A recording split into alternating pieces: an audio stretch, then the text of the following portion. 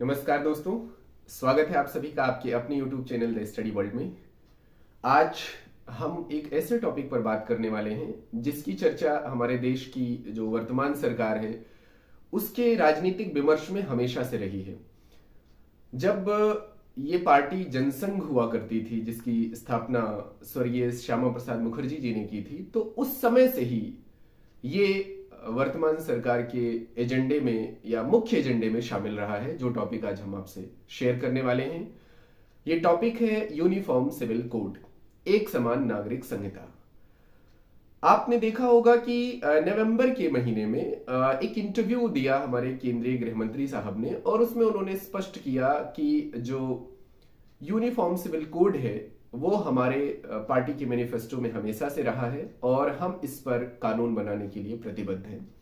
अभी शीतकालीन जब संसद सत्र शुरू हुआ और इस पर चर्चा आगे बढ़ी, तो इसमें देखा गया कि एक किरोड़ी लाल मीणा सांसद हैं, इन्होंने एक बिल पेश किया जिसकी वजह से ये जो यूनिफॉर्म सिविल कोड का मुद्दा है वह वापस चर्चा में आ गया और देश की राजनीति के लिए इसके क्या मायने हैं, इसके क्या निहितार्थ हैं और किस तरीके से ये हमारे देश पर लागू होने के बाद सामाजिक परिवर्तन करेगा, इन्हीं सब सारी चीजों को हम इस वीडियो लेक्चर में समझेंगे। एक एक करके हम 3-4 चीजों को इसमें समझने की कोशिश करेंगे। सबसे पहले तो हम ये जानेंगे कि यूनिफॉर्म सिविल कोड क्या है। इसके साथ साथ हम जानेंगे कि वर्तमान में हमारे देश में जो कानून है वो स्पेशली जो 2 प्रकार के कानून मुख्य रूप से आप देखते हैं उनके फीचर्स क्या है, साथ साथ में यूनिफॉर्म सिविल कोड का भविष्य क्या है, ये सब हम समझेंगे। साथ ही ये भी जानेंगे कि प्राइवेट मेंबर बिल क्या होता है, वो कैसे पेश किया जाता है। सबसे पहले बात एक समान नागरिक संहिता की, यानी यूनिफॉर्म सिविल कोड की। मैं आपको इससे पहले कि यूनिफॉर्म सिविल कोड पर कुछ और डेटा या कुछ और जानकारी आपसे शेयर करूं, सबसे पहले मैं आपको यह बताना चाहता हूं कि यूनिफॉर्म सिविल कोड की जो शुरुआत है वो ब्रिटिश काल में कुछ कानूनों के जरिए करीब 1835 के आसपास शुरू हो गई थी। हालांकि वो बहुत ज्यादा व्यापक रूप से नहीं हुआ और 1840 में 41 में कुछ 1-2 कानून बने और उस दिशा में थोड़ा ही काम हुआ। लेकिन चूंकि हमारा देश विविधताओं वाला देश है, तो ऐसे देश में निश्चित रूप से इस तरीके के संवेदनशील मुद्दों को संभालने के लिए, संवेदनशील मुद्दों का सोल्यूशन निकालने के लिए सरकार को बहुत सारे फैक्टर का ध्यान देना होता है। तो बहरहाल आजादी मिली 1948 के बाद, फिर इस पर बहस शुरू हुई। चूंकि आपको पता है कि हमारा संविधान उस समय बनने की यात्रा में है और संविधान सभा में भी इसकी पुरजोर चर्चा हुई। इनफैक्ट नेहरू जी के पास अंबेडकर साहब ने यूनिफॉर्म सिविल कोड को लागू करने के लिए पत्र भी लिखा। हालांकि कुछ उस समय के जो पारंपरिक सोच वाले, या ये कह लीजिएगा कि जो राइट विंगर सोच के नेता थे, उन्होंने इस बात का विरोध भी किया। बहरहाल ये चीज उस समय नहीं लागू हो पाई। वो अलग बात है कि कुछ छोटे छोटे कानूनों से नेहरू जी की सरकार में बहुत सारे जो है हिंदुओं के जो शादी विवाह संबंधी कानून थे उसमें परिवर्तन लाए गए, उन पर भी चर्चा करेंगे। अब सबसे पहली बात तो यह है कि यूनिफॉर्म सिविल कोड क्या है। तो सिविल लॉ समझ लेंगे तो हम सिविल कोड आसानी से समझ जाएंगे। देखिए, देश में 2 प्रकार के कानून मुख्य रूप से हैं, एक जिन्हें हम क्रिमिनल लॉ कहते हैं, दूसरा जिन्हें हम सिविल लॉ कहते हैं। क्रिमिनल लॉ वो कानून होते हैं जिनमें हत्या, लूट, बलात्कार ऐसे अपराधों के लिए प्रोसेस है, ऐसे अपराधों का उल्लेख किया गया है। और जो सिविल कानून है इसमें जो मुख्य रूप से चीजें डील की जाती हैं वो जैसे दहेज से रिलेटेड मुकदमा हुआ, जैसे प्रॉपर्टी विवाद हुआ, जैसे मानहानि का केस हुआ, अडॉप्शन हुआ, ये सारे जो केस होते हैं वो सिविल लॉज में आते हैं। अब बात आती है कि इन दोनों में क्या अंतर है। तो जो क्रिमिनल लॉज होते हैं उनसे संबंधित सभी प्रावधान, चाहे उसका ट्रायल हो, चाहे उसका पनिशमेंट हो, चाहे उसकी प्रोसेसिंग हो, सभी धर्मों, जातियों, वर्गों के लिए एक जैसी होती है। लेकिन जो सिविल लॉज होते हैं इसमें डिफरेंसेज आते हैं। जैसे उदाहरण के तौर पर अगर हम बात करें हिंदू विवाह की, तो हिंदू विवाह अधिनियम अलग तौर पर काम करता है। हिंदू विवाह की जो कानून है वो अलग नेचर के हैं। मुस्लिम विवाह की बात करें तो उनके कानून अलग नेचर के हैं। इसका मतलब यह हुआ कि सिविल कानूनों में कहीं वस्तुनिष्ठता की जगह, कहीं कानून के ज्यादा स्ट्रेट फॉरवर्ड होने की जगह इस बात की भूमिका होती है कि उन विषयों में रीति रिवाज, परंपराओं, कस्टम्स, ट्रेडिशन का क्या रोल रहा और उनसे बहुत सारी चीजें जो हैं वो उन कानूनों को लागू करने के समय में, लागू करते समय में उनका ध्यान रखा जाता है। तो इस तरीके से ये दो मुख्य प्रकार के जो हमारे देश में कानून है उनके तरीके हैं। अब बात आती है कि यूनिफॉर्म सिविल कोड होगा तो क्या होगा और उसके सही रूप से मायने क्या है। अगर हम सबसे सिंपलेस्ट वे में देखें तो जो सिविल मामले हैं देश में, यानी कि विवाह, यानी कि जो आपके पास प्रॉपर्टी के राइट हैं, अडॉप्शन के राइट हैं, इनके लिए देश के जो नागरिक हैं उनको एक जैसे कानूनों के अंदर, एक जैसे कानूनों के या प्रावधानों के अंदर उन्हें अपने काम करने होंगे। यानी सिंपल वे में अगर कहें तो जो यूनिफॉर्म सिविल कोड है वो देश के नागरिकों को अपने सिविल कार्यों को एक जैसे कानूनों के अंदर करने के लिए व्यवस्था की जा रही है।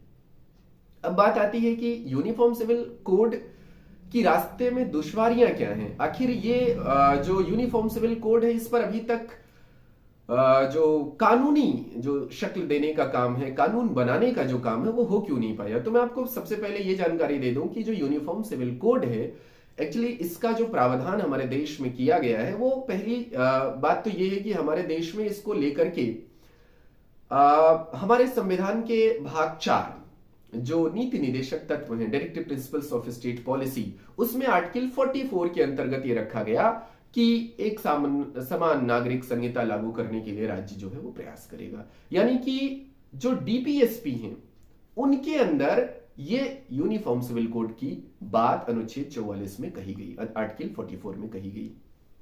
अब जाहिर बात है कि डीपीएसपी के जितने भी प्रावधान हैं, आपको पता है कि वह सरकारों के लिए बाध्यकारी नहीं है। वो इस तरीके से प्रावधानित किए गए हैं कि जब सरकार को उन कानूनों को लागू करने के लिए संसाधन के स्तर पर, परिपक्वता के स्तर पर सही स्थिति और सही समय लगे तो उन कानूनों को वो फाइनलाइज करे, उन कानूनों पर वो अमल करे, उनके विषयों पर कानून बनाए। तो अब ये हुआ कि यूनिफॉर्म सिविल कोड की वर्तमान जो भी चर्चा, जिस परिप्रेक्ष्य में हमने ये वीडियो आपके लिए तैयार किया है, उसका इस वीडियो से मैं थोड़ा सा लिंकअप करना चाहता हूं। जैसा मैंने आपको बताया था शुरू में ही कि गृह मंत्री साहब ने इस पर थोड़ी चर्चा भी नवंबर के महीने में एक इंटरव्यू में कर दी थी। किरोड़ी लाल मीणा जी के बारे में जैसा मैंने अभी बताया कि वो राज्यसभा में एक प्राइवेट मेंबर बिल के रूप में यूनिफॉर्म सिविल कोड को जो है उन्होंने इंट्रोड्यूस किया। अब इससे पहले कि हम यूनिफॉर्म सिविल कोड की बातों को आगे बढ़ाएं, सबसे पहले यहीं पर यह समझ लेते हैं कि जो प्राइवेट मेंबर बिल होता है वो क्या होता है।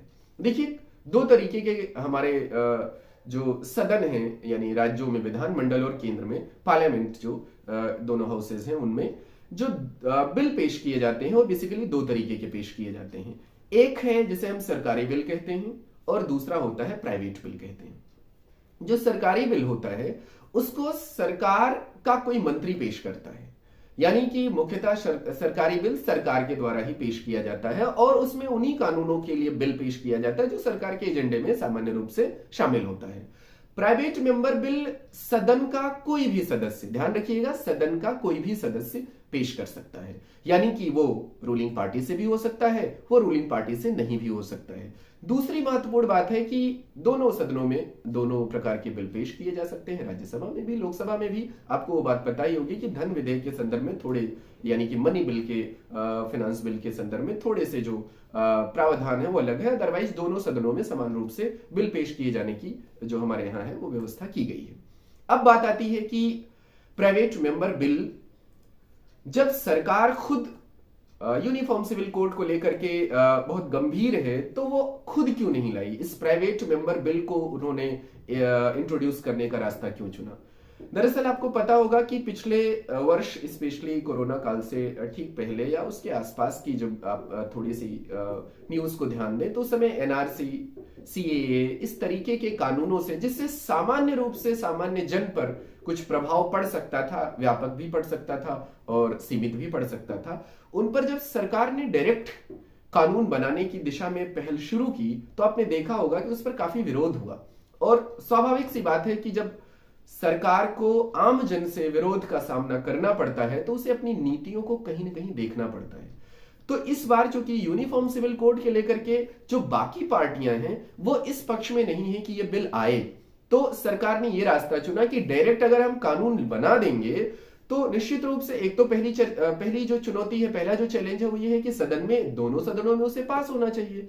लेकिन चलिए, अगर एक क्षण के लिए मान लेते हैं कि वहां पर ये पास कराने में कामयाब हो भी गई सरकार, तो इसका जो जनता की तरफ से विरोध आएगा वो जरा सा सरकार के लिए थोड़ा सा मुश्किल होगा, और कहीं ना कहीं उसे बैक स्टेप होना पड़े, उसे अपने स्टेप को वापस लेना पड़े, तो वो सरकार नहीं चाहती है। तो उसने, जाहिर सी बात है कि किरोड़ीलाल मीणा जी बीजेपी के ही सांसद हैं, तो उसका रास्ता उन्होंने चुना कि ये एक प्राइवेट मेंबर बिल के रूप में लाया जाए, और इससे थोड़ा सा जनता के मूड, जनमानस का जो मूड है और पार्टियों का भी स्टैंड, ऑब्वियसली इससे थोड़ा सा अंदाजा लग जाएगा कि इसका सही समय है या नहीं है।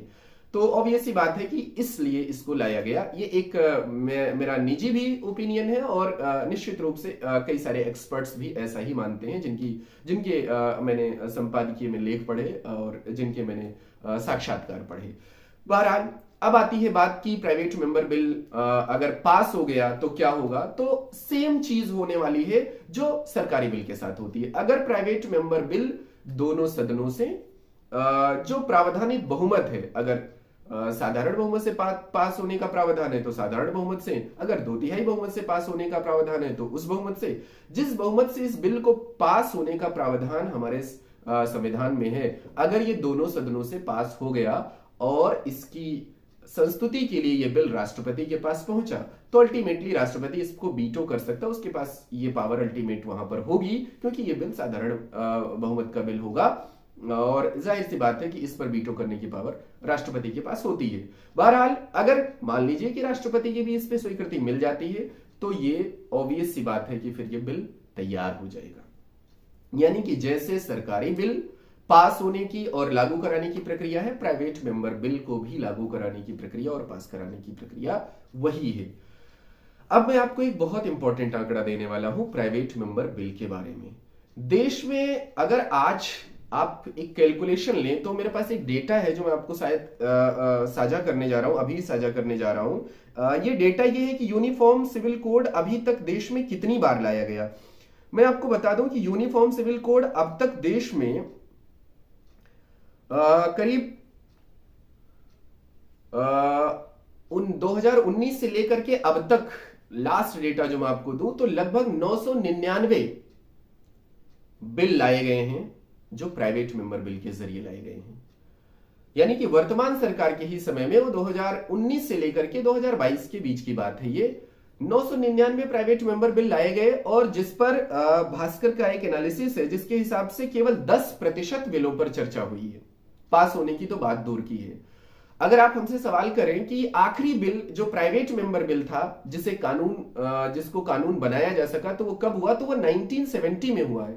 तब से लेकर आज तक कोई प्राइवेट मेंबर बिल कानून की शक्ल नहीं ले सका है। तो बड़ी दुरूह है, रास्ता बड़ा दुष्कर है कि प्राइवेट मेंबर बिल के जरिए हम चीजों को हैंडल कर पाए। बहरहाल, ये तो रहा यूनिफॉर्म सिविल कोड को लेकर के प्रोसीजर, यूनिफॉर्म सिविल कोड को लेकर के जो अभी तक की गतिविधियां सरकार की तरफ से देखी गई या सदन में देखी गई।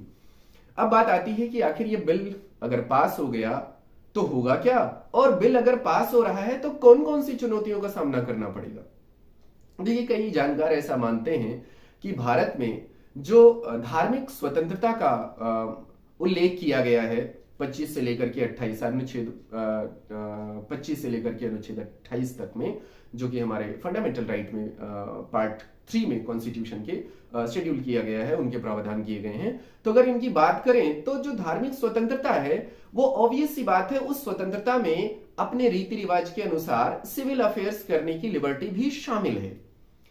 बहरहाल, जब ये कानून बनेगा तो निश्चित रूप से कई सारे और कानूनों में जो कि सिविल अफेयर्स के हैं उनमें प्रावधान करने पड़ेंगे, कई कानूनों को अपडेट करना पड़ेगा। तो सिर्फ सिविल कोड कानून पास हो जाने भर से ये इफिशिएंटली लागू नहीं होगा। इसके साथ साथ कई ऐसे प्रोविजंस हैं जिनमें परिवर्तन करने की आवश्यकता होगी।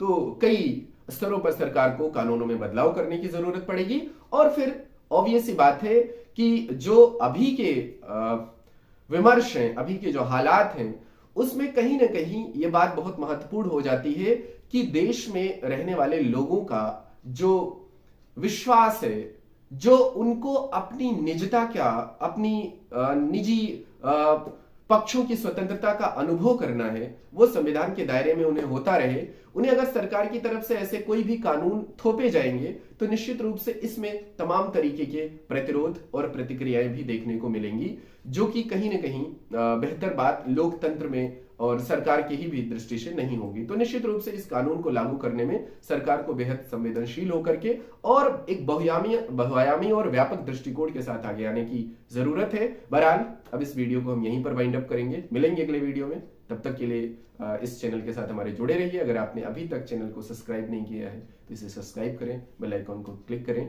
और हमारे साथ जुड़े रहें। Thank you very much.